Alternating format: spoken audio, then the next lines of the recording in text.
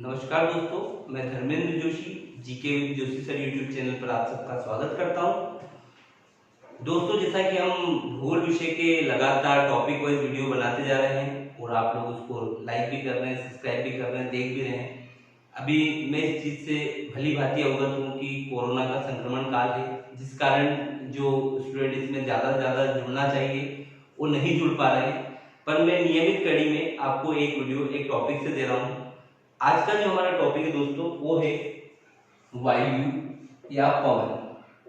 दोस्तों, वायु या पवन हवा, जिसे हम हवा भी कह सकते हैं, समीर भी कह सकते हैं।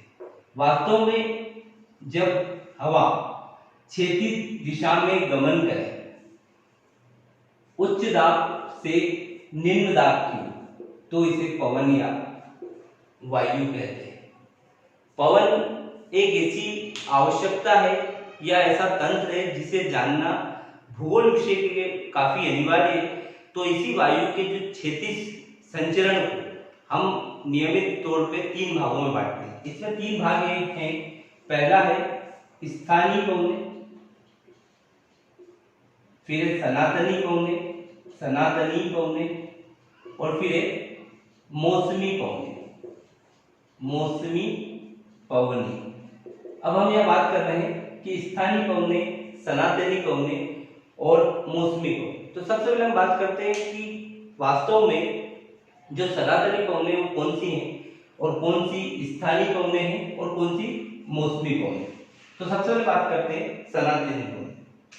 दोस्तों, अगर हम पृथ्वी को एक गोला बना लें तो इसके बीचों बीच 0 डिग्री, फिर यहाँ से उत्तर में 30 डिग्री नॉर्थ, फिर 60 डिग्री नॉर्थ और 90 डिग्री नॉर्थ।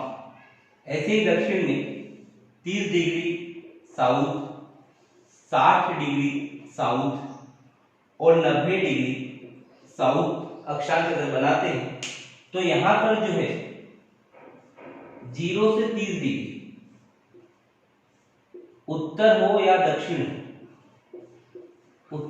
दक्षिण हो, दोनों गोलार्ध में एक फिक्स पवन चलती है जिसे हम बोलते हैं व्यापारिक पवन या ट्रेड विंड। दोस्तों, यह वह क्षेत्र है जहां से मतलब 30 डिग्री नॉर्थ से और 30 डिग्री साउथ से पवनें आकर 0 डिग्री अक्षांश पर मिलती है और संवहन के कारण हवाएं ऊपर उठती है और इस क्षेत्र में संवहनी वर्षा कराती है। इसलिए जब हम उसको आगे पढ़ेंगे जलवायु में, तो 0 से 5 डिग्री उत्तर हो या दक्षिण हो, इसको बोलते हैं संवहनी रेखा या संवहन मंडल, या इसको हम बोलेंगे संवहनी वर्षा वाला क्षेत्र। फिर ऐसे ही 30 से 60 डिग्री उत्तर और दक्षिण में जो हवाएं चलती है उसको हम बोलते हैं पछुआ पवन, या फिर इसको इंग्लिश में कहते हैं वेस्टर्ली विंड कहते हैं। इसकी जो स्थिति है वेस्टर्ली विंड की, उत्तरी गोलार्ध की तुलना में दक्षिणी गोलार्ध में बेहतर है। इस कारण अलग अलग अक्षांशों पर इसका अलग अलग नाम है और मैं बताता हूं, जैसे ये 40 डिग्री अक्षांश आपका, ये 50 डिग्री और ये 60 डिग्री। तो दक्षिण गोलार्ध में 40 डिग्री अक्षांश को पछुआ पवन को बोलते हैं गरजता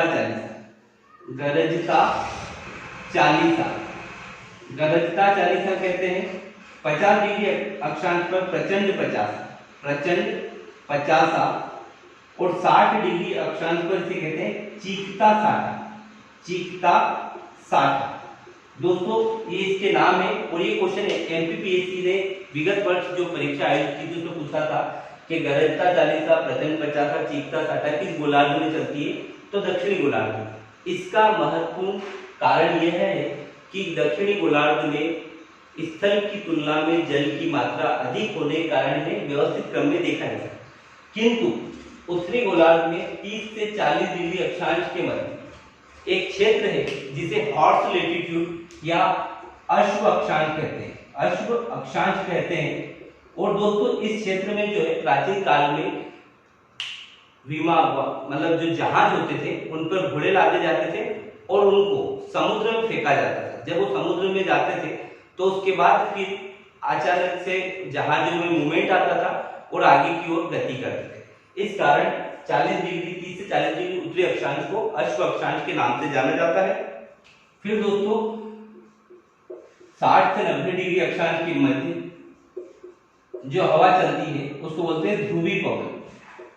ध्रुवी पवन या polar wind, polar wind, polar wind के नाम से जाना जाता है।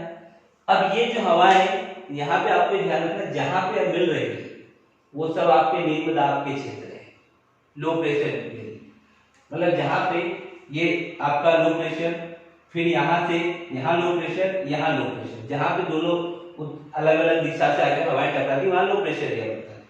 पर कुछ भूगोलवेत्ता एक और हवा का उल्लेख करते हैं जिसको मैं आपको बता रहा हूं कि 0 से 5 डिग्री अक्षांश के मध्य एक हवा चलती है जिसे बोलते हैं विषुवत-रेखी पछुआ पवन। विषुवत-रेखी पछुआ पवन जो होती है इसका डायरेक्शन इस टाइप से होता है, ये हमेशा पश्चिम से पूर्व की ओर चलती है और इसी डायरेक्शन के कारण या इन्हीं हवाओं का प्रभाव जो भारतीय मानसून पे देखा जाता है। तो भारतीय मानसून को प्रभावित करने वाले कारकों को जब हम पढ़ेंगे तो उसमें एक कारक और आएगा आपका विषुवत-रेखी पछुआ पवन। तो दोस्तों ये तो थी आपकी जो सनातनी पवनें जो चिरकालीन है, जो लंबे समय तक चलती आ रही। अब हम बात करते हैं मौसमी। मौसमी पवन जो मौसम के अनुसार चलती है, तो मौसम के अनुसार चलने वाली सबसे पहली पवन है मानसूनी। मानसूनी पवनें जो होती है दोस्तों इनका स्वभाव होता है 6 माह यह जल से स्थल की ओर चलती है और फिर 6 माह स्थल से जल। तो मानसूनी पवनें 6 माह जल से स्थल की ओर चलती है और फिर अगले 6 माह जो स्थल से जल की ओर चलती है। इन पवनों का जो विस्तार है 8 से 28 डिग्री अक्षांश के बीच दोनों गोलार्धों में देखा जाता है और इनके कारण जो वर्षा होती है उनका प्रभाव महाद्वीपों के पूर्वी किनारों पर देखा जाता है। महाद्वीपों के पूर्वी किनारों पर देखा जाता है। साथ ही आपको एक चीज ध्यान रखना है, चाहे कोई सा महाद्वीप हो, महाद्वीपों के पूर्वी किनारों पर वर्षा ज्यादा होती है पश्चिमी किनारों की तुलना में। फिर इसके बाद हम बात करते हैं स्थानीय पवनों, मतलब आपकी मौसमी पवनों में एक होती है घाटी समी और एक होती है पर्वतीय समी। पर्वतीय समी दोस्तों, घाटी समीर जो होती है ये दिन में चलती है और पर्वतीय समीर जो है रात में चलती है। फिर आती है आपकी एक होती है स्थलीय पवनें, स्थलीय पवनें, और एक होती है सागरी पवनें। सागरी पवनें दोस्तों, स्थलीय पवनें जो होती है ये पवनें चलती है रात के समय स्थल से, स्थलीय पवनें स्थल से जल की ओर, और सागरी पवनें होती है जो दिन में चलती है सागर से स्थल की ओर।